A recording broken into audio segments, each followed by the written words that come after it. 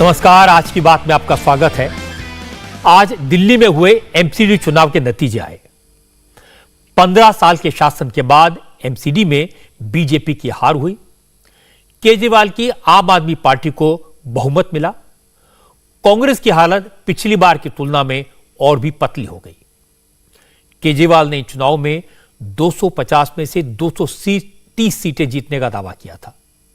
सारे exit polls ने आम आदमी पार्टी की लैंडस्लाइड विक्ट्री की भविष्यवाणी की थी।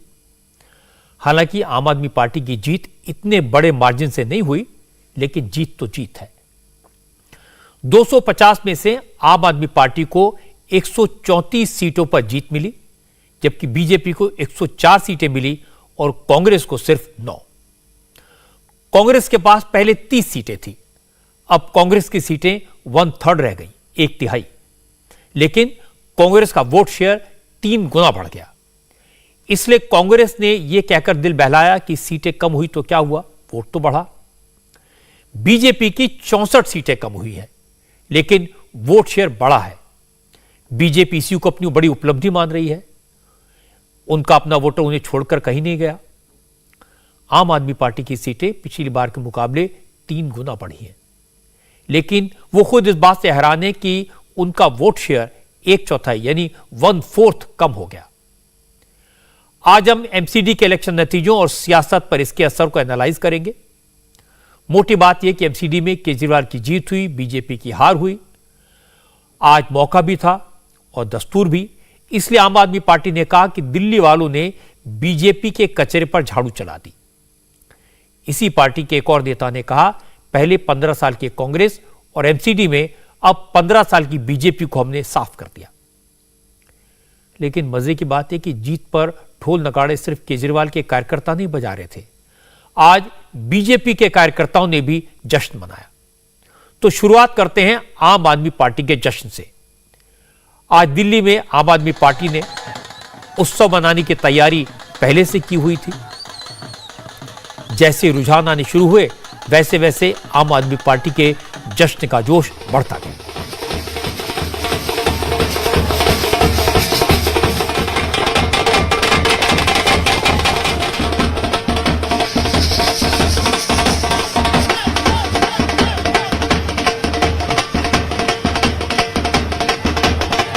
इंतजाम तो पहले से था, क्योंकि एग्जिट पोल्स में आम आदमी पार्टी की लैंडस्लाइड विक्ट्री प्रेडिक्ट की गई थी। लेकिन नतीजे अनुमान के मुताबिक नहीं आए। मुकाबला कांटे का रहा। हालांकि जैसे आम आदमी पार्टी ने बहुमत का आंकड़ा पार किया, तो केजरीवाल अपने घर से निकले और पार्टी के दफ्तर पहुंच गए। केजरीवाल के साथ पंजाब के मुख्यमंत्री भगवंत मान, दिल्ली के deputy chief minister Manish Sisodia, Gopal Rai, Sanjay Singh, Raghav Chadha, Atishi Marlena से लेकर दिलीप पांडे तक सारे के सारे नेता मंच पर दिखाई दिए। हर जगह नारा लिखा था, अच्छे होंगे 5 साल, अब एमसीडी में भी केजरीवाल। हम वापस लौटेंगे लेकर आजादी का डोला, मेरा रंग दे बसंती चोला। केजरीवाल की पार्टी को पिछली बार 48 सीटें मिली थी। इस बार 134 सीटों पर जीत मिली। लेकिन नोट करने वाली बात है कि केजरीवाल की पार्टी का वोट 11% घट गया। असेंबली इलेक्शन में केजरीवाल की पार्टी को 54% वोट मिले थे, 54%। लेकिन अब 2 साल के बाद एमसीडी के इलेक्शन में आम आदमी पार्टी को 43%, 43% वोट मिले। हालांकि जीत हार का फैसला सीटों से होता है, वोट परसेंट का इस पर कोई असर नहीं होता और कार्यकर्ताओं की जोश पर इसका कोई असर दिखाई नहीं भी दिया। आम आदमी पार्टी के कार्यकर्ताओं ने जमकर जश्न मनाया, मिठाइयां बांटी गई, देशभक्ति के गाने बजाए गए।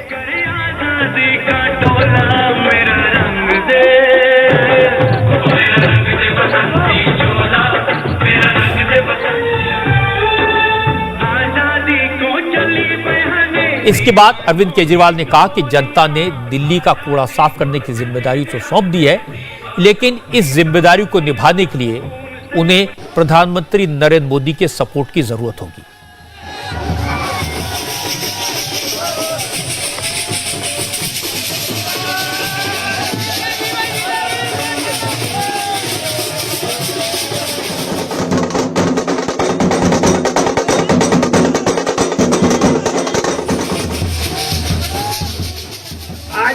आपसे मैं सभी पार्टियों का भी सहयोग की अपेक्षा करता हूं कि हम सारी पार्टियों को साथ लेके चलेंगे।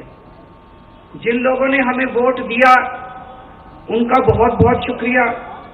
जिन्होंने वोट नहीं दिया उनको मैं कहना चाहता हूं, पहले आपके काम कराएंगे फिर दूसरों के काम कराएंगे।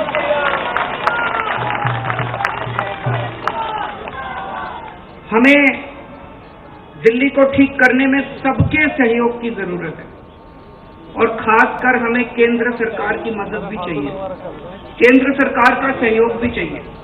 हम आज इस मंच के जरिए से मैं केंद्र सरकार से भी और खासकर प्रधानमंत्री जी से भी दिल्ली को ठीक करने के लिए आशीर्वाद चाहता हूं कि उनका भी, प्रधानमंत्री जी का भी और केंद्र सरकार का भी आशीर्वाद हमें चाहिए। अब दिल्ली को साफ करना है, कूड़ा ठीक करना है कि नहीं करना है, इसमें सबकी ड्यूटी लगेगी। एमसीडी चुनाव जीतने के साथ ही अरविंद केजरीवाल ने अपनी नेशनल एम्बिशन का भी जिक्र किया। केजरीवाल ने इशारों में इजहार किया, अब उनकी पार्टी पूरे देश में एक नए राजनीतिक विकल्प के रूप में उभर रही है। केजरीवाल ने कहा कि आजादी के 75 साल बाद भी देश का विकास ठीक से नहीं हुआ। अब जनता और इंतजार करने को तैयार नहीं है, उसे आम आदमी पार्टी की पॉजिटिव पॉलिटिक्स पसंद आएगी।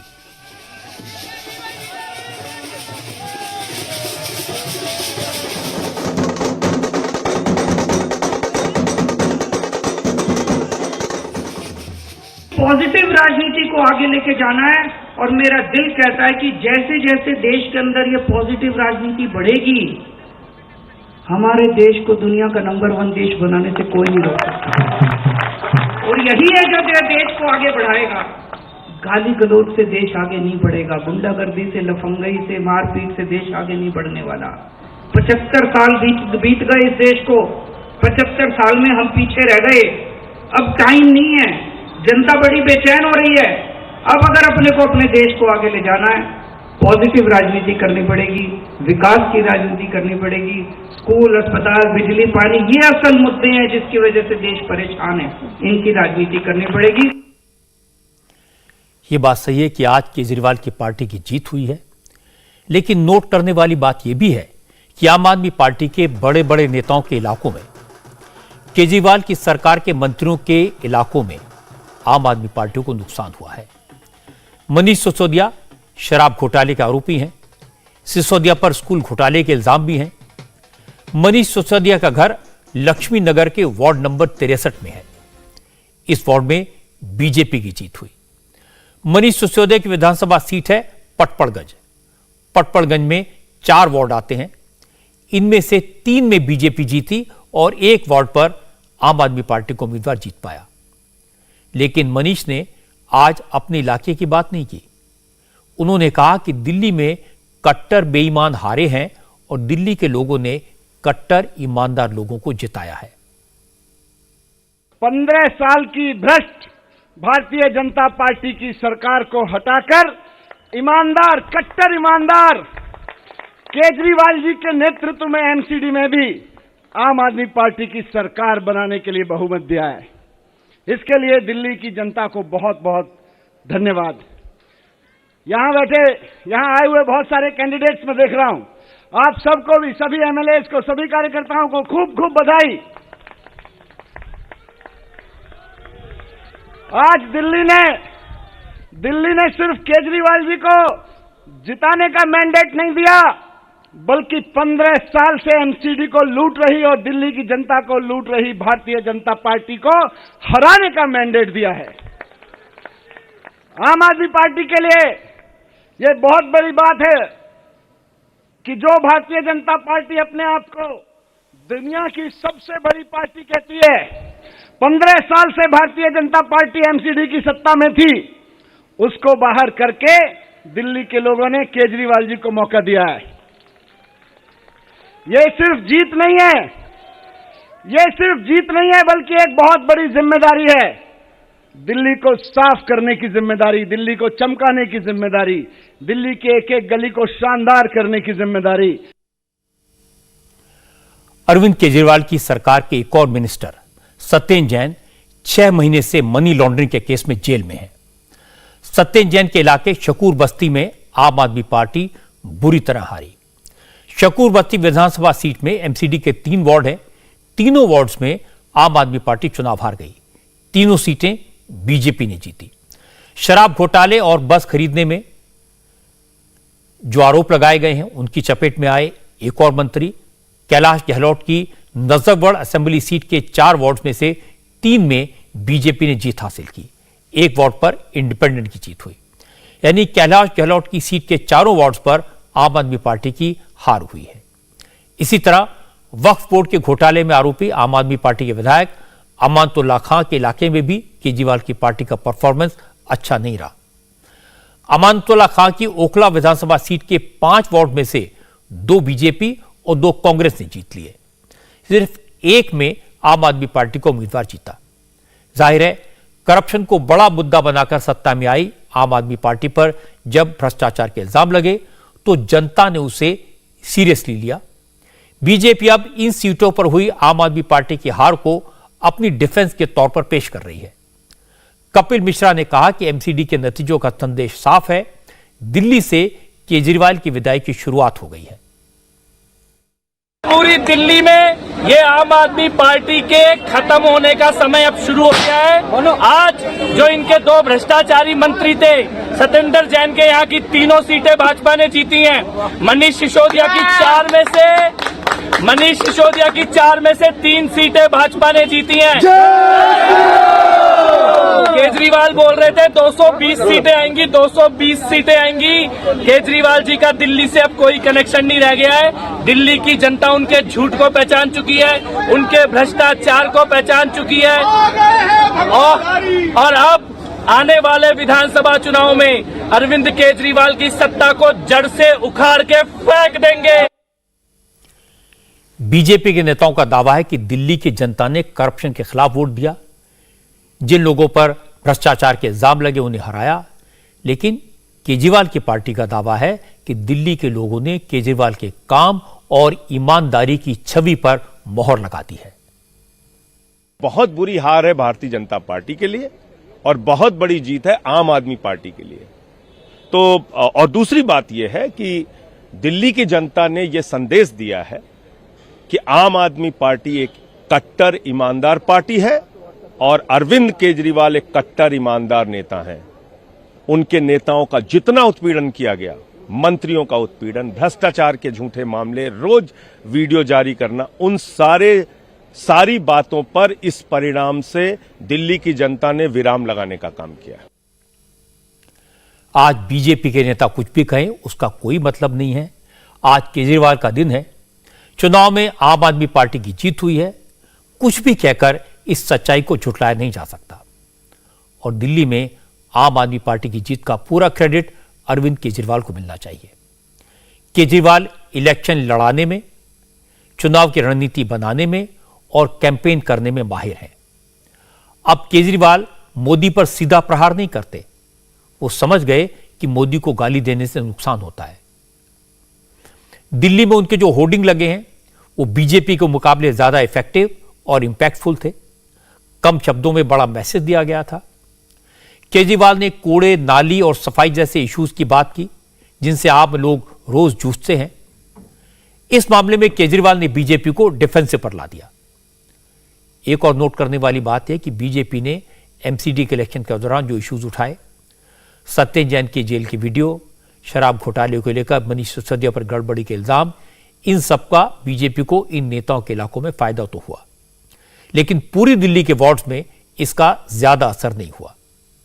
हालांकि इसका मतलब यह नहीं कि सत्येंद्र जैन को जनता ने क्लीन चिट दे दी है या शराब घोटाले के आरोपों में दम नहीं है।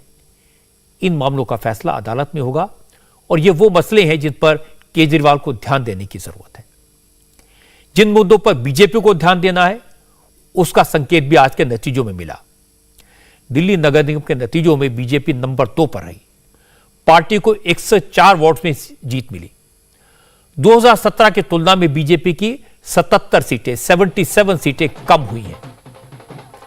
बीजेपी के लिए राहत की बात सिर्फ इतनी है कि उसकी सीटें भले ही कम हुई हो, लेकिन 2017 के मुकाबले बीजेपी का वोट शेयर 3% बढ़ गया। अगर 2020 के असेंबली इलेक्शन से तुलना करें तो भी बीजेपी को फायदा हुआ है। 2020 के असेंबली इलेक्शन में बीजेपी एमसीडी के केवल 53 वोट्स में आगे रही थी। इस लिहाज से बीजेपी को 51 वोट्स में फायदा हुआ है। 2020 के असेंबली इलेक्शन की तुलना में भी बीजेपी का वोट शेयर 1% बढ़ा है।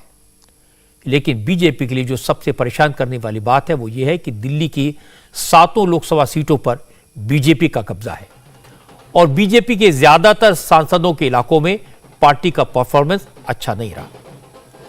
गौतम गंभीर के इलाके में बीजेपी ने अच्छा प्रदर्शन किया। मनोज तिवारी और डॉक्टर हर्षवर्धन के लोकसभा क्षेत्र में भी बीजेपी का प्रदर्शन संतोषदायक है। लेकिन बाकी 4 सांसदों के इलाकों में आम आदमी पार्टी ने बीजेपी को बुरी तरह से मात दी है। बीजेपी का सबसे बेहतर परफॉर्मेंस ईस्ट दिल्ली के बीजेपी सांसद गौतम गंभीर के इलाके में रहा। गौतम गंभीर की कॉन्स्टिट्यूंसी में 33 वार्ड हैं। बीजेपी ने इनमें से 21 पर जीत हासिल की। आम आदमी पार्टी को 9 सीटें मिली। नॉर्थ ईस्ट दिल्ली में मनोज तिवारी के इलाके में बीजेपी को संतोषजनक नतीजे मिले। मनोज तिवारी की कॉन्स्टिट्यूंसी में 41 वार्ड हैं।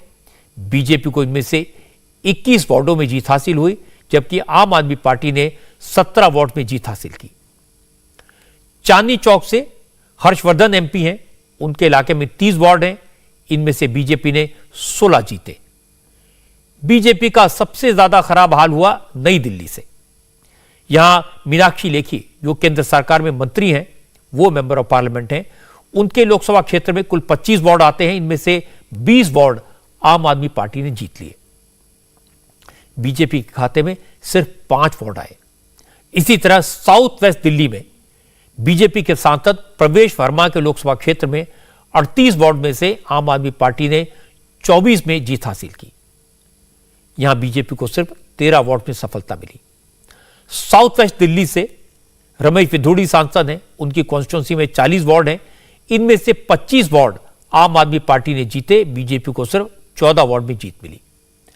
नॉर्थ वेस्ट दिल्ली से Hansraj Hans member of parliament हैं, उनके इलाके में 43 वार्ड हैं, 43। इनमें से बीजेपी को 14 और आम आदमी पार्टी को 27 सीटों पर जीत हासिल हुई। हालांकि बीजेपी के नेता अभी भी यह दावा कर रहे हैं कि उनकी पॉलिसीज और लीडरशिप में कमी नहीं थी। कुछ पार्षद अपने बुरे परफॉर्मेंस की वजह से हार गए। 15 साल बीजेपी निगम में रही। भारतीय जनता पार्टी की नीतियों का लोगों ने समर्थन किया, इसीलिए भारतीय जनता पार्टी को इतना बड़ा मैंडेट मिला। भारतीय जनता पार्टी के कामों को, 15 साल के कामों को पार्टी ने सहयोग दिया। हां, ये जरूर है हमारे कुछ निगम पार्षद शायद अपना काम उतना अच्छा नहीं कर पाए होंगे। पार्टी की नीतियों में कोई कमी नहीं थी, पार्टी के लीडरशिप में कमी नहीं थी। इंडिविजुअल तौर पर कुछ लोगों की मैंने देखा, जैसे हमारे सिटिंग काउंसलर कुछ हार गए, तो आज मेरा मानना है कि उन लोगों के निजी कामों के कारण शायद वो नहीं जीत पाए। टिकट वितरण में गलतियां होती हैं। दिल्ली ने लोगों ने हमारा साथ दिया है, इनकी करप्शन को नकारा है, इनकी करप्शन के कारण इन लोगों को हराया है। बीजेपी के नेता अपनी हार को जीत बताने के लिए तमाम तरह के तर्क दे रहे हैं, लेकिन मैं बीजेपी के इन तर्कों से सहमत नहीं हूं। यह तर्क ठीक नहीं है कि केजरीवाल को उतनी सीटें नहीं मिली जितना उन्होंने दावा किया था, या यह कहना कि सिर्फ 30 सीटों का अंतर है इसलिए बीजेपी की हार नहीं है। चुनाव में जीत जीत होती है। एमसीडी में केजरीवाल की पार्टी को बहुमत मिला है, यह आम आदमी पार्टी की जीत है। इस तर्क में भी दम नहीं है कि 15 साल से बीजेपी एमसीडी में थी, इसलिए एंटी इनकम्बेंसी का फर्क पड़ा। गुजरात में तो बीजेपी 27 साल से सत्ता में है, वहां कोई एंटी इनकम्बेंसी की बात क्यों नहीं करता?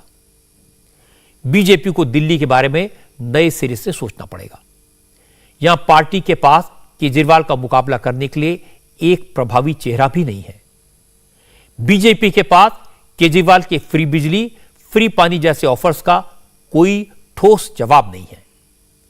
पार्टी का संगठन बिखरा हुआ है, नई लीडर है नहीं, पुराने सिस्टम से बाहर है। इसके बावजूद बीजेपी का कोर वोट बैंक इंटैक्ट है। बीजेपी का मतदाता उसके साथ है और यह वोटिंग परसेंटेज में रिफ्लेक्ट हो रहा है। और यह भी नहीं भूलना चाहिए कि लोकसभा के पिछले दोनों चुनाव में केजरीवाल को दिल्ली में एक भी सीट नहीं मिली थी, क्योंकि वहां 7 सीटों पर जनता ने मोदी के नाम पर, मोदी के काम पर वोट दिया। उसी वोटर ने आज एमसीडी में, पहले विधानसभा में, केजरीवाल को चुना। ये दोनों हार सिग्निफिकेंट है। लेकिन अगर दिल्ली में किसी की लगातार हार हो रही है तो वो है कांग्रेस पार्टी। अगर किसी ने लगातार बेस खोया है तो वो है कांग्रेस पार्टी।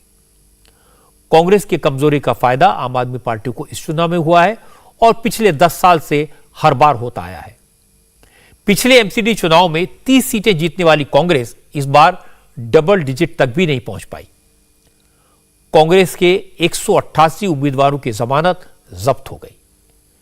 एमसीडी चुनाव के नतीजों से क्लियर है कि दिल्ली में कांग्रेस के डिक्लाइन का सिलसिला जारी है। अगर हम 2017 के दिल्ली नगर निगम के नतीजों से तुलना करें तो कांग्रेस का वोट शेयर 10% घट गया। 2017 के एमसीडी चुनाव में कांग्रेस को लगभग 22% वोट मिले थे। इस बार कांग्रेस को 12% वोट मिले हैं, 12%। कांग्रेस खुद को यह दिलासा जरूर दे सकती है कि 2020 के असेंबली इलेक्शन की तुलना में उसका वोट शेयर 3 गुना बढ़ गया है। यह सच है, 2020 के असेंबली इलेक्शन की तुलना में आम आदमी पार्टी का वोट लगभग 11% कम हुआ है। ऐसा लगता है कि इसका बड़ा हिस्सा कांग्रेस के पास पहुंचा। कांग्रेस इस बार आम आदमी पार्टी के असर वाले मुस्लिम इलाकों में कामयाबी हासिल की है। ओखला से आम आदमी पार्टी के विधायक अमानतुल्लाह खां की सीट में आने वाले 5 में से 2 वार्ड कांग्रेस को मिले हैं। हालांकि एमसीडी के नतीजों ने कांग्रेस नेताओं को निराश जरूर किया है। ये बात तो सही है कि दिल्ली के लोगों ने आप पार्टी पर अपना विश्वास प्रकट किया है और लोकतंत्र में जो जनता का जो फैसला है उसको स्वीकार किया जाना चाहिए और मैं समझता हूँ कि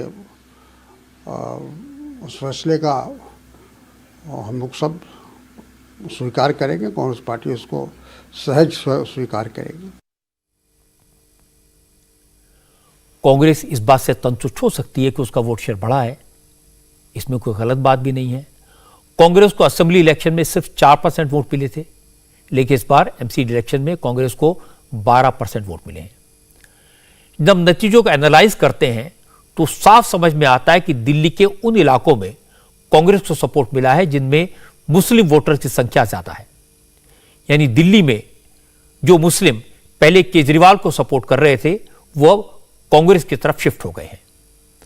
असल में केजरीवाल ने गुजरात इलेक्शन को ध्यान में रखते हुए जिस तरह से नोटों पर गणेश लक्ष्मी की फोटो छापने का सुझाव दिया, गुजरात में बिल्किस बानो के मुद्दे पर चुप्पी साध ली, उसके बाद मुस्लिम वोटर्स ने केजरीवाल से काफी हद तक किनारा किया और इसका फायदा कांग्रेस को मिला जो दिखाई दे रहा है।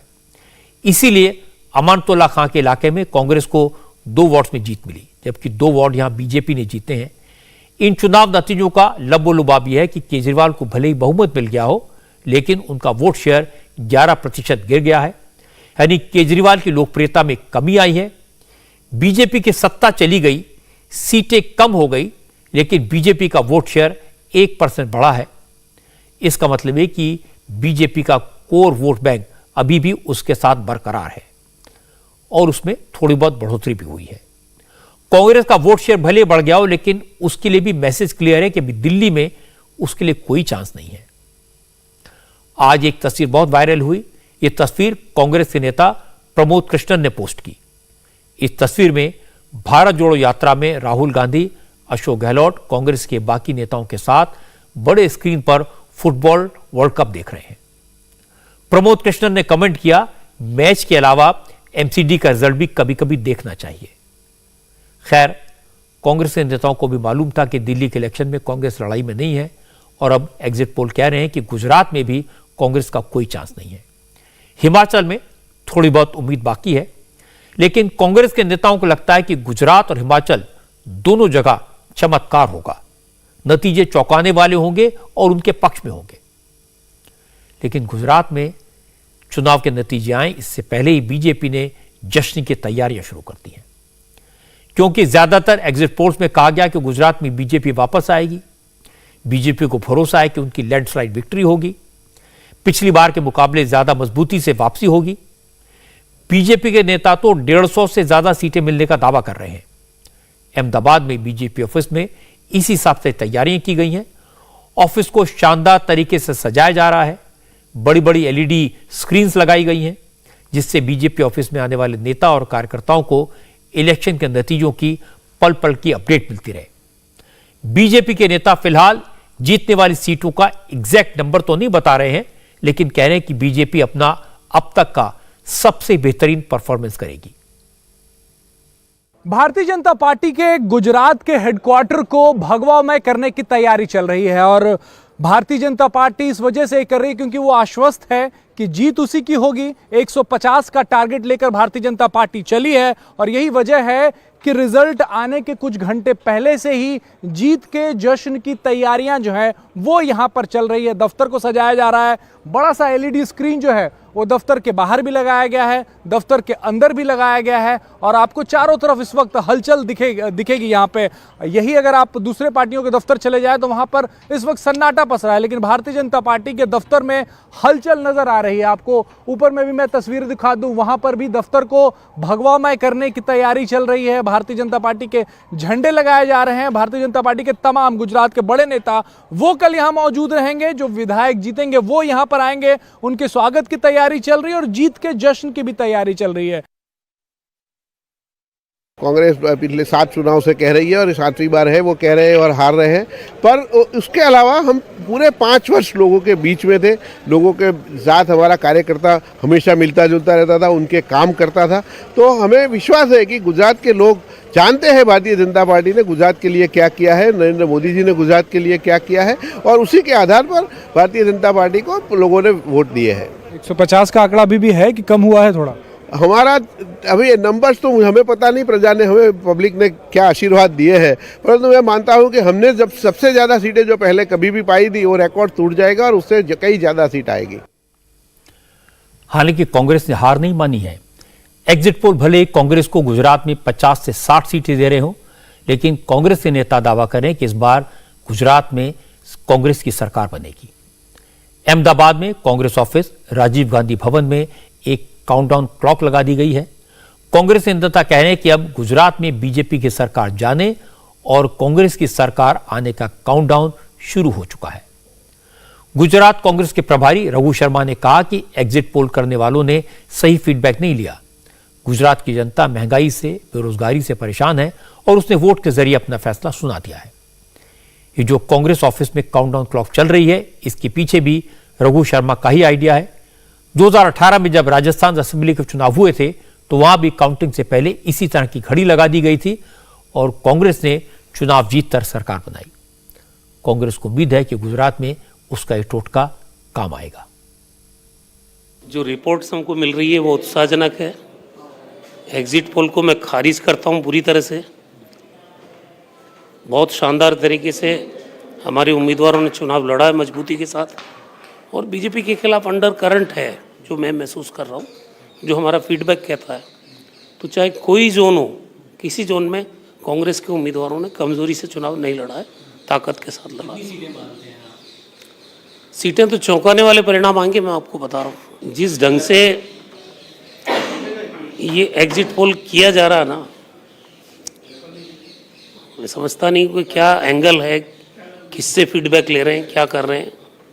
सच्चाई कुछ और है। अंडर करंट है, भयंकर महंगाई है, बेरोजगारी है, भ्रष्टाचार है, कुशासन है, लोग परेशान हैं। फिर भी सर्वे में 140 बीजेपी को सीट दिखा रहे हैं। कोई तो आधार होना चाहिए। गुजरात के साथ साथ कल हिमाचल के नतीजे भी आ जाएंगे। हिमाचल से कांग्रेस को ज्यादा उम्मीद है। एग्जिट पोल्स में भी हिमाचल में कांटे की टक्कर बताई गई है, इसीलिए कांग्रेस के नेता कॉन्फिडेंट दिख रहे हैं। कांग्रेस के नेताओं का कहना है कि कांग्रेस को 68 में से 40 से ज्यादा सीटें मिलेंगी। कुछ नेता तो अभी से मुख्यमंत्री कौन होगा इसके नाम की विचार करने की बात करने लगे हैं। हिमाचल के पूर्व मुख्यमंत्री वीरभद्र सिंह के बेटे और शिमला से कांग्रेस के उम्मीदवार विक्रमादित्य सिंह तो कह रहे हैं कि हिमाचल कांग्रेस के ऑब्जर्वर भूपेंद्र सिंह हुड्डा जल्दी ही शिमला आएंगे और मुख्यमंत्री पद के नाम का ऐलान करेंगे। देखिए, हर चीज का समय होता है और हर चीज समय से पहले किसी भी चीज के ऊपर टिप्पणी करना मैं समझता हूं कि सही नहीं है। पहले सरकार बन जाए। कल सरकार बन जाएगी, कल विधायक हमारे जीत कर आएंगे अधिकतर, और उसके बाद मीटिंग होगी CLP की। जो हमारे ऑब्जर्वर बनाए गए हैं, भूपेंद्र सिंह हुड्डा जी, जो एक वरिष्ठ मुख्यमंत्री रहे हैं, 2 बार मुख्यमंत्री रहे हैं, हरियाणा के एक वरिष्ठ नेता है कांग्रेस पार्टी के, उनको ऑब्जर्वर लगाया गया है। तो वो यहाँ पे आएंगे, मीटिंग करेंगे, सभी विधायकों के साथ चर्चा होगी, और विधायक स्वतंत्र है कि वो किसको अपना नेता चुनना चाहते हैं। जिसके साथ बहुमत होगा और जिसको हाईकमांड का आशीर्वाद होगा, वो प्रदेश का नेतृत्व करेगा, ये बिल्कुल साफ है। और जो भी निर्णय पार्टी हाईकमांड का होगा, विधायक दल का होगा, वो हम सबको सर्वमान्य होगा, मान्य होगा, और हम मिलकर हिमाचल प्रदेश में कांग्रेस पार्टी की सरकार को चलाएंगे। विक्रमादित्य सिंह पूरी तरह से श्योर हैं कि हिमाचल में कांग्रेस की सरकार बनेगी। उनकी मां प्रतिभा सिंह हिमाचल कांग्रेस की प्रेसिडेंट हैं, वो भी चीफ मिनिस्टरशिप के रेस में हैं। लेकिन मौजूदा मुख्यमंत्री जयराम ठाकुर कह रहे हैं कि चीफ मिनिस्टर की कुर्सी खाली नहीं है, कोई वैकेंसी नहीं है। जयराम ठाकुर ने कहा सबके मुगालते कल खत्म हो जाएंगे, कल हिमाचल में नया रिवाज कायम होगा, बीजेपी की सरकार रिपीट होगी। भाजपा की सरकार बनने के लिए सारे संकेत आपके सामने जो एग्जिट पोल के माध्यम से आए हुए हैं, अधिकांश एग्जिट पोल भाजपा की फेवर में गए हैं। और अब की बार जो हमने बात कही है कि निश्चित रूप से भाजपा की सरकार हिमाचल प्रदेश में फिर सर, जीत के लिए कितना आश्वस्त है, क्योंकि कांग्रेस भी लगातार दावा कर रही है सरकार बनाने का हिमाचल। दावा करने के स्वाभाविक रूप से जिन्हें चुनाव लड़ा वो सब दावा करते हैं, लेकिन हम पहले से इस बात को कह रहे हैं कि अब की बार अलग परिस्थितियों का दौर है। गुजरात और हिमाचल में अगर बीजेपी का दावा सही साबित हुआ, अगर पार्टी की जीत हुई, तो इसका श्रेय नरेंद्र मोदी को जाएगा। मोदी ने बीजेपी के नेताओं को चुनाव लड़ने का तरीका समझाया, परिश्रम का रास्ता दिखाया, कार्यकर्ताओं में उत्साह जगाया, और अपनी मेहनत और अपने जोश से वो एक मिसाल बन गए। कल यूपी में भी मैनपुरी लोकसभा सीट और रामपुर सदर और खतौली विधानसभा सीटों पर हुए बाई इलेक्शन के नतीजे आएंगे। लेकिन समाजवादी पार्टी ने अभी से बाई इलेक्शन में धांधली का इल्जाम लगाना शुरू कर दिया है।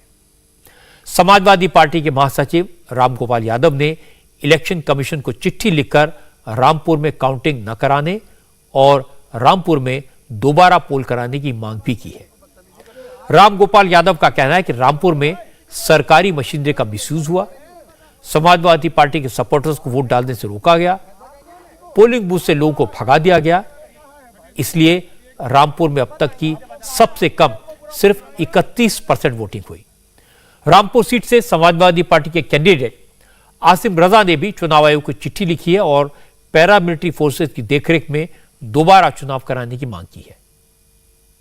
चुनाव आयोग से मुतालबा किया है, इसे ये डिमांड की है, ये मांग की है कि रामपुर में चुनाव नहीं हुआ है और जब वोट ही डालने नहीं दिया गया एक बड़ी आबादी को, रामपुर के 62% मुस्लिम आबादी को वोट ही डालने नहीं दिया गया, तो चुनाव के क्या माने। हमने सारी शिकायत की है और चुनाव आयोग से ये डिमांड की है कि मतगणना को रोक दिया जाए,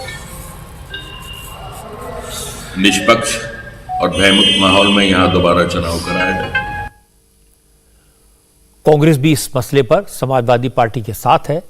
कांग्रेस से जुड़े सुप्रीम कोर्ट के एडवोकेट सुलेमान मोहम्मद खान ने रामपुर में चुनाव को लेकर सुप्रीम कोर्ट में आज एक पिटीशन डाली है। कोर्ट ने उन्हें कल सुबह इस मामले को मेंशन करने को कहा है। आज 4 बजे हमने सुप्रीम कोर्ट में चीफ जस्टिस ऑफ इंडिया की बेंच में रामपुर विधानसभा का जो इलेक्शन 2 दिन पहले हुआ है और उसमें जो पुलिस ने ज्यादती करी है, बर्बरता करी है, लोगों को मारा है, वोट डालने से रोका है और सारे गैर संवैधानिक काम किए हैं, उस सिलसिले में हमने सुप्रीम कोर्ट में चीफ जस्टिस ऑफ इंडिया की बेंच में रिट पिटिशन और PIL मेंशन करी और सुप्रीम कोर्ट ने हमारी पूरी बात को सुना। मैंने सारी सूरत हाल चीफ जस्टिस ऑफ इंडिया की बेंच को बताई और सुप्रीम कोर्ट ने कल सुबह 10:30 बजे हमसे फिर मेंशन करने के लिए कहा है। मुझे उम्मीद है कि कल ही हमारी सुनवाई होगी और हमें इंसाफ मिलेगा। आज सुबह मैंने इलेक्शन कमीशन ऑफ इंडिया को भी एक रिप्रेजेंटेशन दिया है और सारी सूरत हाल बताई है और मुझे उम्मीद है वहां से भी कुछ ना कुछ जवाब आएगा। तो कल तक का इंतजार करिए और दुआ करिए कि इंसाफ हो। इलेक्शन कमीशन को लिखी गई रामगोपाल यादव की चिट्ठी इस बात का संकेत है कि उन्हें लगता है कि रामपुर में समाजवादी पार्टी का जीतना मुश्किल है। ये पहले भी हुआ है। पहले जब लोकसभा चुनाव में समाजवादी पार्टी की हार हुई थी तो अखिलेश यादव ने ईवीएम में गड़बड़ी के आरोप लगाए थे। जब पिछले असेंबली इलेक्शन में समाजवादी पार्टी की हार हुई तो अखिलेश यादव ने कहा था कि हर कॉन्स्टिट्यूंसी में समाजवादी पार्टी के वोट काटे गए। लेकिन जब इलेक्शन कमीशन ने सबूत मांगे तो उन्होंने कोई जवाब नहीं दिया। अब फिर इलेक्शन हुआ तो फिर से उसी तरह के इल्जाम लगाए जा रहे हैं। अब इल्जाम लगाने से, चिट्ठी लिखने से कुछ नहीं होगा। कल इस वक्त तक सारी स्थिति साफ हो जाएगी। कल गुजरात और हिमाचल के भी चुनाव नतीजे आएंगे। क्या गुजरात में लैंडस्लाइड विक्ट्री का बीजेपी का दावा सच होगा? हिमाचल में कांटे की लड़ाई में कौन जीतेगा? किसके दावे सही साबित होंगे? कौन मुख्यमंत्री बनेगा? किसको वनवास मिलेगा? इन सारे सवालों के जवाब कल इस वक्त तक तो पूरी तरह से मिल चुके होंगे। गुजरात और हिमाचल में काउंटिंग के ट्रेंड्स और नतीजे आप तक सबसे जल्दी पहुंचे, सबसे तेज पहुंचे और सबसे सटीक तरीके से आप तक पहुंचे, इसके लिए इंडिया टीवी ने खास इंतजाम किए हैं। मैं कल काउंटिंग के दौरान इंडिया टीवी के स्टूडियो से आपके साथ मुखातिब रहूंगा। मेरे साथ गुजरात और हिमाचल के एक्सपर्ट्स का एक पैनल होगा। योग गुरु स्वामी रामदेव भी मेरे साथ होंगे। इंडिया टीवी पर काउंटिंग डे की स्पेशल कवरेज कल सुबह 6 बजे से शुरू हो जाएगी। तो कल सुबह से आप इंडिया टीवी के साथ जुड़ें और देखें हिमाचल और गुजरात के चुनाव के नतीजे, सबसे तेज, सबसे सटीक। वैसे कर्नाटक में भी अगले साल चुनाव होने वाले हैं और इसका माहौल बनाने की तैयारियां अभी से शुरू हो गई हैं। महाराष्ट्र और कर्नाटक के बीच सीमा विवाद को जमकर हवा दी जा रही है। हालत यह हो गई है कि आज महाराष्ट्र ने कर्नाटक जाने वाली अपनी सारी बस सर्विसेज को बंद कर दिया। कर्नाटक से जो मुसाफिर बस के जरिए महाराष्ट्र जाना चाहते हैं उन्हें कर्नाटक स्टेट ट्रांसपोर्ट की बसें सिर्फ बॉर्डर पर छोड़कर वापस जा रही हैं। महाराष्ट्र में भी पुलिस ने अलर्ट जारी किया है, बसों पर हमले की आशंका जाहिर की है। इस आंदोलन के चक्कर में दोनों राज्यों के मुसाफिर बेहद परेशान हैं। दूसरी तरफ दोनों राज्यों के नेता, दोनों राज्यों की राजनीतिक पार्टियां आग में घी डालने का काम कर रहे हैं। शरद पवार ने कल कहा था अगर कर्नाटक में महाराष्ट्र की बसों पर हमले बंद नहीं हुए तो उन्हें दखल देना पड़ेगा। उनकी पार्टी के लोग भी सड़कों पर उतरेंगे। शरद पवार के बयान के बाद उनकी पार्टी एनसीपी के कार्यकर्ता आज वाकई में सड़कों पर उतर आए। मुंबई से कर्नाटक बैंक के सामने एनसीपी कार्यकर्ताओं ने महाराष्ट्र और कर्नाटक सरकार के खिलाफ जमकर नारेबाजी की।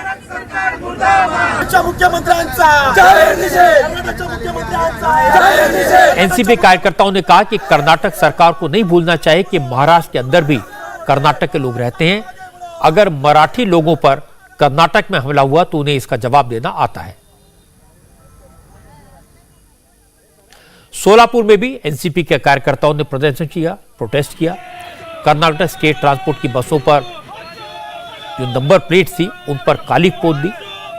कर्नाटक के मुख्यमंत्री बसवराज बोम्मई के तस्वीरों पर काली पोत दी और इसके बाद कर्नाटक सरकार के खिलाफ नारेबाजी की।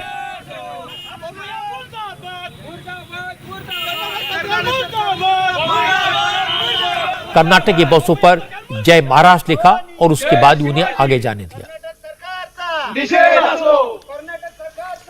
महाराष्ट्र में हो रहे हंगामे की गूंज आज लोकसभा में भी सुनाई दी। एनसीपी के सांसद सुप्रिया सुले ने लोकसभा में इस सवाल को उठाया और केंद्र सरकार से जवाब मांगा। सुप्रिया सुले ने जैसे इस मुद्दे पर सवाल किया तो सदन में हंगामा शुरू हो गया। बीजेपी के एमपीज ने कहा कि मामला सुप्रीम कोर्ट में है, इसलिए इस पर सदन में अंदर बहस नहीं होनी चाहिए। महाराष्ट्र में 10 दिन से एक नया प्रश्न खड़ा रह रहा है कि हमारा जो राज्य है बगल का कर्नाटका राज्य, वहाँ का के सीएम जो है वो अनाप शनाप बोले जा रहे हैं सर। और कल तो हद कर दी, कर्नाटका बॉर्डर पे महाराष्ट्र के लोग जाना चाहते थे और उनको पीटा है सर, और आज तक एक भी कुछ आया नहीं है सर। और 10 दिन से महाराष्ट्र के खिलाफ षड्यंत्र हो रहा है और महाराष्ट्र तोड़ने की बात ये पूरे कर्नाटका के मुख्यमंत्री, और दोनों राज्य जो है दोनों बीजेपी के राज्य है। महाराष्ट्र में भी राज्य बीजेपी का है और कर्नाटका में भी बीजेपी का है।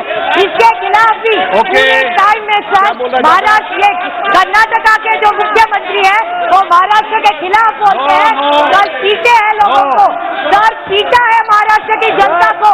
ये नहीं चलेगा सर, ये देश है। और मैं अमित शाह जी को विनती करती हूँ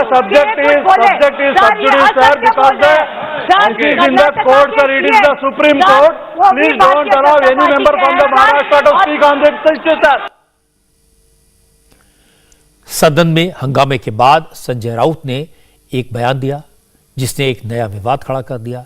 संजय राउत ने बेलगावी को केंद्र शासित प्रदेश घोषित करने की मांग कर दी। इस दौरान राउत ने महाराष्ट्र के मुख्यमंत्री को लेकर कई आपत्तिजनक शब्दों का इस्तेमाल भी किया। जब संजय राउत से पूछा गया कि वो मुख्यमंत्री के खिलाफ अपशब्दों का इस्तेमाल क्यों कर रहे हैं, तो उन्होंने कहा, जो कहा सही कहा, फिर कहूंगा, बार बार कहूंगा। अगर एकनाथ शिंदे वाकई में कठपुतली मुख्यमंत्री नहीं है तो केंद्र सरकार से कहें महाराष्ट्र और कर्नाटक के बॉर्डर के डिस्प्यूट में दखल देने की मांग करें। नामर्द वापस बोल रहा हूं मैं, उसमें क्या है, लाचार सरकार है ये लाचार सरकार है, नामर्द सरकार है। अगर मर्दानगी होती तो कर्नाटक की सरकार अपनी हदें पार नहीं करती। देखिए, ये देश एक है, सभी राज्य एक दूसरे के साथ मिलजुल कर रहना चाहिए। हम नेशनल इंटीग्रिटी को मानते हैं, सबसे ऊपर देश है, बाद में राज्य आता है, संविधान आता है, ये हम मानते हैं। हमारा कोई ऐसा नहीं कि हमको कोई अलग हम बात नहीं कर रहे हैं, हम हमारे हक की बात कर रहे हैं देश में, और करेंगे, क्यों नहीं करेंगे। महाराष्ट्र के बाहर 20 लाख मराठी लोग 50 साल से न्याय मांग रहे हैं, उनको महाराष्ट्र में आना है। ये लड़ाई है, ये मानवता की लड़ाई, और क्या है। ये बेलगाव के आसपास जो सीमावर्ती एरिया है जहां अत्याचार शुरू है, अगर ये हमारे मुख्यमंत्री अपने आप को महाशक्ति का मुख्यमंत्री मानते हैं कि मुझे महाशक्ति ने मुख्यमंत्री बनाया है, तो बोलो आपके महाशक्ति को जाकर, दिल्ली में हिम्मत है आप में तो, कि ये पूरा इलाका जो है, सीमावर्ती भाग जो है, उसे केंद्र शासित बनाइए, तुरंत बनाइए केंद्र शासित। तब आप महाराष्ट्र का नाम लीजिए, नहीं तो आप जैसा नामर्द मुख्यमंत्री महाराष्ट्र में हुआ नहीं है, ये इतिहास में लिखा जाएगा। जरूर हमारा एक बॉर्डर डिस्प्यूट है 50 साल से, वो सुप्रीम कोर्ट में चल रहा है, लेकिन ये पहली बार हो रहा है। अगर केंद्र अपने आप को ताकतवान मानता है, मैं तो मानता हूँ केंद्र हमारा बाप है, ये फेडरल सिस्टम है, तो आपकी जिम्मेदारी है आपके मुख्यमंत्री को रोकने की, आप उसको रोकते क्यों नहीं। संजय राउत ने इस तरह की भाषा का इस्तेमाल कोई पहली बार या आखिरी बार तो नहीं किया है। वो कई बार नेताओं के खिलाफ तरह तरह के अपशब्दों का इस्तेमाल कर चुके हैं। इसलिए ये उम्मीद करना कि संजय राउत अब ऐसा नहीं बोलेंगे, बेकार है। संजय राउत को जवाब दिया महाराष्ट्र सरकार में मंत्री शंभूराजे देसाई ने। शंभूराजे देसाई ने कहा कि महाराष्ट्र सरकार अपनी तरफ से विवाद को खत्म करने की हर संभव कोशिश कर रही है। जहां तक संजय राउत के बयान का सवाल है, तो संजय राउत जोड़ तोड़ वाले नेता हैं, वो कभी पार्षद का चुनाव भी नहीं लड़े, इसलिए उनकी बात को गंभीरता से लेने की जरूरत नहीं है। जो हमारे इश्यूज है उसके बारे में माननीय प्रधानमंत्री महोदय के साथ और माननीय केंद्रीय गृह मंत्री महोदय के साथ हम लोग हमारा डेलीगेशन लेके उनको मिलने वाले हैं। उस डेलीगेशन के मीटिंग में ये सब इश्यूज उनके साथ डिस्कस किए जाएंगे और हमारा बार बार यही कहना है कि जो कॉम्प्रोमाइजिंग फॉर्मूला रहेगा, जो कॉम्प्रोमाइजिंग सॉल्यूशन रहेगा, उसके ऊपर केंद्र सरकार ने निर्णय लेना चाहिए और हमारा वही प्रयास हमारे सीएम साहब और डीसीएम साहब दोनों कर रहे हैं। और ये संजय राउत ये किसको कह रहे हैं, हम जो 50 आमदार है, हमारे जो नेता एकनाथ जी शिंदे साहब है, उनके बारे में संजय राउत ये कह रहे हैं। संजय राउत आज तक कभी भी ना ग्राम पंचायत को चुन के आए, ना पंचायत समिति को चुन के आए, ना नगर सेवक पद को चुन के आए, ना आमदार बन के चुन के आए, ना खासदार बन के चुन के आए। लोकसभा विधानसभा इसमें कभी भी वो लोगों के मतों में चुन के नहीं आए। संजय राउत आमदारों के मत के ऊपर चुन के आए। और अभी भी जो इतने जोर से बोल रहे, अभी 4-5 महीने पहले जो राज्यसभा का चुनाव हुआ, हमारे ही 50 आमदारों के मत लेके संजय राउत राज्यसभा के खासदार बने। अगर हम लोग उस टाइम उनको मत नहीं देते तो अभी किसी कोने में माजी खासदार बनके संजय राउत बैठे होते होंगे। महाराष्ट्र में बीजेपी के अध्यक्ष चंद्रशेखर बावनकुले ने भी आज संजय राउत के बयान पर आपत्ति जाहिर की। उन्होंने कहा किसी भी नेता के लिए ऐसे शब्दों का इस्तेमाल गलत है। दोनों राज्यों के बीच सीमा विवाद एक सेंसिटिव इशू है, इस पर सियासत नहीं होनी चाहिए। चंद्रशेखर बावनकुले ने कहा कि दोनों राज्यों की सरकार को सुप्रीम कोर्ट में अर्जी दाखिल करनी चाहिए। ये मुद्दा गंभीर होता जा रहा है, इसलिए अदालत को इस पर अपना फैसला जल्दी देना चाहिए। मैं बार बार कह रहा हूँ कि संजय राउत साहब जी को मेरी विनती है कि जेल में रह के उन्होंने जो शब्दों का उन्होंने ग्रहण किया है, जेल में रह के कुछ कैदियों के साथ वो रहे, वो कैदियों से पढ़ के कुछ उन्होंने जो वर्ड्स लाए हैं, जो अपने भाषण अपने प्रेस के माध्यम से वो लिखते हैं, बोलते हैं, वो महाराष्ट्र की जनता सहन नहीं करती। कोई भी नेता का एकनाथ जी है, देवेंद्र जी है, उनका भी बहुत बड़ा फॉलोअर है। कोई भी नेता के बारे में पर्सनली संजय राउत का भी फॉलोअर है, उनके बारे में अपने खिलाफ बोला तो कुछ लोग चिढ़ेंगे। लेकिन मेरा रिक्वेस्ट यही है संजय राउत जी से कि ऐसा कोई शब्दों का वापर मत करिए जिससे कोई भी नेता का अपमान हो, कोई भी व्यक्ति का अपमान हो। कैसा है कि कोई भी पत्थर का जवाब ईंट से देना जरूरी है क्या? वो एक सेंसिटिव इशू है जिसको लेकर सुप्रीम कोर्ट में केस चालू है। सुप्रीम कोर्ट ने दोनों सरकार ने रिक्वेस्ट करनी चाहिए, स्पेशल एप्लीकेशन लगानी चाहिए। ये केस बहुत सेंसिटिव होते जा रहा है, ये लॉ एंड ऑर्डर के प्रॉब्लम निर्माण कर रहा है। दो स्टेट के बीच में इसमें अनरेस्ट तैयार है। जल्दी से जल्दी हियरिंग करके ये केस को तुरंत इसको डिसाइड करना चाहिए। जो और 1 इंच भी जमीन महाराष्ट्र की वहां नहीं जानी चाहिए। उनका भी हित, उनका जो है वो उनका अधिकार उनको मिलना चाहिए, लेकिन ये वो डायस पे होगा। कांग्रेस का इल्जाम है कि बीजेपी जानबूझकर इस मुद्दे को हवा दे रही है। महाराष्ट्र कांग्रेस के अध्यक्ष नाना पटोले ने कहा दोनों राज्यों में बीजेपी की सरकार है, इसलिए अगर बीजेपी चाहे तो मामले को निपटा सकती है। प्रधानमंत्री नरेंद्र मोदी दखल दें और इस मामले को निपटाएं। नाना पटोले ने कहा कि शिवसेना का स्टैंड भी गलत है कि विवादित हिस्से को केंद्र शासित घोषित कर दिया जाए, क्योंकि इस इलाके लोग तो महाराष्ट्र में शामिल होना चाहते हैं। नरेंद्र मोदी जी का ही इशारे पे महाराष्ट्र की सरकार चल रही है। उन्हें ऑलरेडी मुख्यमंत्री ने कहा कि मैं उनका हस्तक हूँ और वो में भी उनका हस्तक है। और दोनों हस्तक अगर समझो ये लड़ रहे हैं तो देश के प्रधानमंत्री क्या कर रहे हैं? तो सही में जवाब तो नरेंद्र मोदी जी ने देना है। वहाँ के लोगों ने कहा कि हमें महाराष्ट्र में आना है, लोगों की सम्मति महाराष्ट्र में आने की है। तो जब महाराष्ट्र में आने की बात करते तो उसको केंद्र शासित करने का कोई कारण नहीं, वो महाराष्ट्र में लेना चाहिए। और कांग्रेस ये सब चीज़ पे नज़र रखी और अपनी भूमिकाएं भी हमने स्पष्ट कर चुके हैं। अब लेकिन ये सब तनाव बढ़ते जाएगा तो हम भी सीमा पे जाएंगे। अब मैं आपको बताता हूं कि इस मुद्दे पर महाराष्ट्र के मुख्यमंत्री एकनाथ शिंदे ने क्या कहा। एनसीपी ने जो इल्जाम लगाए, कांग्रेस ने जो कहा, उस पर तो उन्होंने कोई रिएक्ट नहीं किया। एकनाथ शिंदे ने कहा कि उन्होंने कर्नाटक के मुख्यमंत्री बसवराज बोम्मई और होम मिनिस्टर अमित शाह से इस मुद्दे पर डिटेल में बात की है। शिंदे ने कहा कि महाराष्ट्र सरकार अपने लोगों की हितों की रक्षा जरूर करेगी।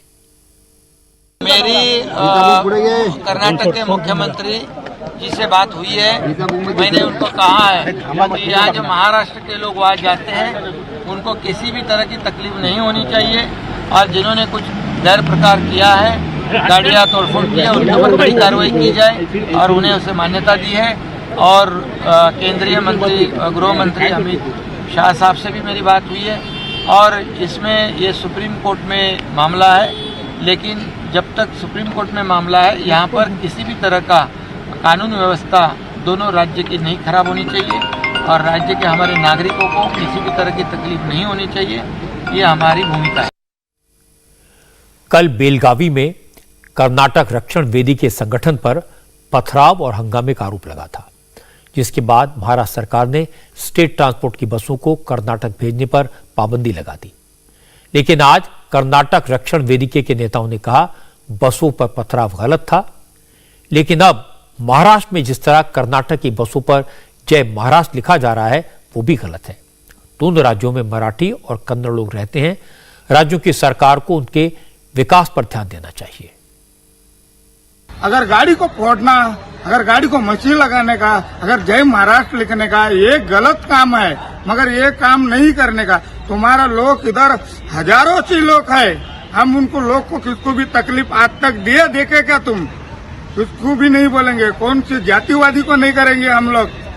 कर्नाटक रक्षण वेदी का काम करते हैं तो कर्नाटक के वास्ते काम करते हैं। आप महाराष्ट्र में इतने लोग हमारा कन्नड़ी के लोग है, एक तो लोग आप महाराष्ट्र के उधर सपोर्ट करते, तुम कुछ भी नहीं कर सकते। बेलगाम में पत्थरबाजी हुआ है, महाराष्ट्र में हुआ है, दोनों राज्यों में जो गढ़ रहा है उसके लिए हम लोग दोनों सरकार मिलजुल के बात करके शांतता का रखने का काम करने का दोनों राज्यों को मुख्यमंत्री के ऊपर है। इसलिए जो घटना हुआ है वो गलत है। कर्नाटक में होने दो, नहीं तो महाराष्ट्र में होने दो, गलत है। इससे आम आदमी के ऊपर असर पड़ता है कि आम आदमी को क्या सुविधा देने का है, सरकार सोचने का बात है। इसलिए महाराष्ट्र सरकार और कर्नाटक सरकार दोनों मिलकर शांतता रखने का काम करने का। आपने देखा आज संजय राउत, शरद पवार, उद्धव ठाकरे, नाना पटोले सारे नेता कह रहे हैं कि महाराष्ट्र में, कर्नाटक में और केंद्र में बीजेपी की सरकार है, लेकिन बीजेपी जानबूझकर इस विवाद को हल नहीं करना चाहती। लेकिन यह समझना जरूरी है कि यह विवाद नया नहीं है। यह विवाद महाराष्ट्र में एकनाथ शिंदे की सरकार बनने के बाद पैदा नहीं हुआ है। 1960 में जब महाराष्ट्र के राज्य का गठन हुआ था तभी से यह विवाद चल रहा है।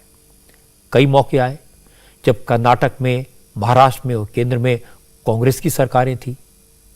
शरद पवार जब खुद मुख्यमंत्री थे उस वक्त भी कर्नाटक में और केंद्र में कांग्रेस की सरकारें थी, लेकिन वो भी इस विवाद को सॉल्व नहीं कर पाए। शिवसेना भी सरकार में रही लेकिन ये झगड़ा खत्म नहीं कर पाई। हकीकत है कि जब जब चुनाव करीब आता है तब तब इस विवाद को हवा दी जाती है। कर्नाटक में करीब 865 गांव ऐसे हैं जिनमें मराठी भाषी रहते हैं और महाराष्ट्र के 254 गांव ऐसे हैं जिनमें कन्नड़ बोलने वाले रहते हैं। गांव वालों को इससे कोई फर्क नहीं पड़ता कि उनका गांव महाराष्ट्र में है या कर्नाटक में, लेकिन जिन लोगों को वोट चाहिए उन्हें फर्क पड़ता है। वो इसे मुद्दा बनाकर सियासत करते हैं और बार बार ये होता है। मुझे लगता है इस मामले में सुप्रीम कोर्ट जल्दी फैसला सुनाए ताकि विवाद हमेशा हमेशा के लिए दफन हो सके। अब ये एक इंटरेस्टिंग खबर आई है। अब से थोड़ी देर पहले मनीष सिसोदिया ने ट्वीट किया है। मनीष ने लिखा कि बीजेपी का खेल शुरू हो गया, हमारे नवनिर्वाचित पार्षदों के पास फोन आने शुरू हो गए। मनीष ने लिखा हमारा कोई पार्षद बिकेगा नहीं, हमने सभी पार्षदों से कह दिया कि इनका फोन आए या ये मिलने आए तो इनके रिकॉर्डिंग कर लेना। असल में आज जब काउंटिंग शुरू हुई थी उस वक्त बीजेपी के कुछ नेताओं ने कहा था कि दिल्ली में मेयर बीजेपी का ही होगा। इसी को लेकर आम आदमी पार्टी के नेताओं ने कहना शुरू कर दिया कि बीजेपी तोड़फोड़ की कोशिश कर रही है। कुछ महीने पहले केजरीवाल ने आरोप लगाया था कि दिल्ली में बीजेपी उनके विधायकों को तोड़ने की कोशिश कर रही है। ऐसा कुछ नहीं हुआ। इसके बाद पंजाब में भी ऑपरेशन लोटस की बात कही गई, लेकिन वहां भी कुछ नहीं हुआ। और अब तो हैरानी की बात है कि अभी एमसीडी के नतीजे आए हुए कुछ घंटे हुए हैं और मनीष सिसोदिया ने काउंसलर्स को तोड़ने का इल्जाम लगा दिया। हालांकि मुझे नहीं लगता कि दिल्ली में जिस तरह के नतीजे आए हैं उसके बाद बीजेपी इस तरह की कोई कोशिश करेगी। लेकिन आम आदमी पार्टी का जिक्र कल फिर होगा जब गुजरात के और हिमाचल के नतीजे आएंगे। हिमाचल में किसकी सरकार बनेगी, गुजरात में किसकी सरकार बनेगी, एग्जिट पोल ने काफी हद तक इसके जवाब दिए हैं, लेकिन कल इस वक्त तक ये सारे जवाब डेफिनेटली मिल चुके होंगे। गुजरात और हिमाचल में काउंटिंग के ट्रेंड्स, काउंटिंग के रुझान और नतीजे सबसे पहले आप तक कैसे पहुंचे, सबसे तेज आप तक कैसे पहुंचे और सबसे सटीक तरीके से आप तक कैसे पहुंचे, इसके लिए इंडिया टीवी ने खास इंतजाम किए हैं। मैं कल काउंटिंग के दौरान इंडिया टीवी के स्टूडियो से आपके साथ रहूंगा और मेरे साथ गुजरात और हिमाचल के एक्सपर्ट का पैनल होगा। योग गुरु स्वामी रामदेव भी मेरे साथ होंगे, उनके कमेंट्स हम सुनेंगे इन चुनाव के रुझानों पर, नतीजों पर। यह स्पेशल कवरेज कल सुबह 6 बजे से शुरू होगा, तो कल सुबह से इंडिया टीवी के साथ जुड़िए और गुजरात और हिमाचल के नतीजे सबसे तेज, सबसे सटीक जानिए।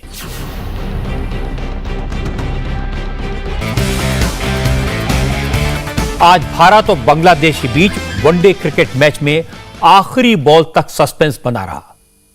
आखिरकार टीम इंडिया बांग्लादेश से वनडे सीरीज हार गई। हालांकि आज दूसरे वनडे में कप्तान रोहित शर्मा टीम को जीत की दहलीज तक ले आए थे, लेकिन आखिरी वक्त में किस्मत ने साथ नहीं दिया। भारत सिर्फ 5 रन से मैच हारा। रोहित शर्मा घायल थे, उसके बावजूद उन्होंने जबरदस्त परफॉर्म किया। रोहित शर्मा को फील्डिंग करते वक्त हाथ में चोट लग गई थी।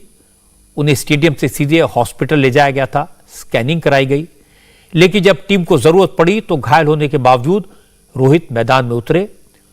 आज वो 9वें नंबर पर, 9th पर बैटिंग करने के लिए आए और भारत को जीत के लिए उस समय 272 रन बनाने की जरूरत थी। जब रोहित बैटिंग करने उतरे तो 213 रन बने थे और भारत के 8 विकेट गिर चुके थे। जरा भी उम्मीद नहीं थी, लेकिन रोहित शर्मा ने इंजर्ड होने के बावजूद जबरदस्त खेल दिखाया।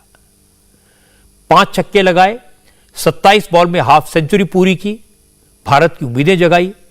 आखिरी ओवर में जीत के लिए 20 रन बनाने थे।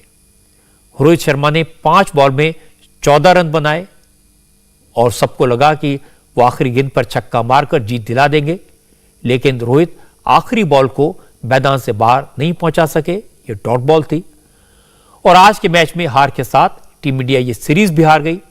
3 मैचों की सीरीज में बांग्लादेश ने 2-0 की बढ़त ले ली है। ये बांग्लादेश के खिलाफ भारत की दूसरी सीरीज हार है। इससे पहले भारत धोनी की कप्तानी में बांग्लादेश से 2-1 से सीरीज हारा था। इंडिया टीवी हर वक्त हर जगह डाउनलोड करने के लिए सर्च करें India TV news Google play store या ऐप स्टोर पर।